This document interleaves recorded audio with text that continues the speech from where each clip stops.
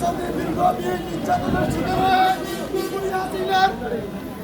শিকার হয়ে এই কারাগারে বন্দী আছেন, তারাই আজকে এখানে এসেছেন।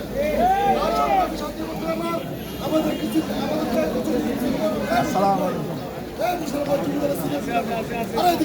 সারাদিন কষ্ট করেন, এদিকে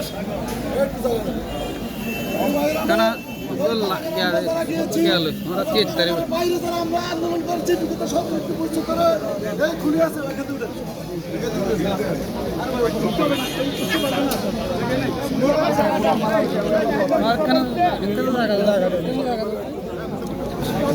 বিগত 17টি বছর আমরা রাজপথে খুনি হাসিনার বিরুদ্ধে আন্দোলন করেছি। আমরা দীর্ঘ সময় কারাভোগ করেছি, বারবার কারাগারে গিয়েছি, বারবার কারাগার থেকে বাড়িয়েছি, কিন্তু আসলাম চৌধুরী বাইরে হওয়ার সুযোগ ছিল না। আসলাম চৌধুরী খুনি হাসিনার একান্ত রোষণের শিকার হয়ে কারাগারে বন্দী ছিলেন। আসলাম চৌধুরীকে আন্তর্জাতিকভাবে একটি রোষণের শিকার হয়ে কারাবন্দী থাকতে হয়েছে।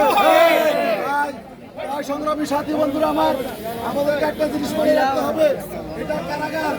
এই কারাগারের সামনে আমরা অনেক মানুষ জমায়েত হয়েছি। আমাদের মনে রাখতে হবে একটা শৃঙ্খলা বিষয় আছে।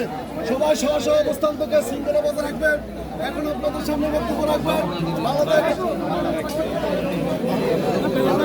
ভাই, এখন কিছু কথা বলবেন।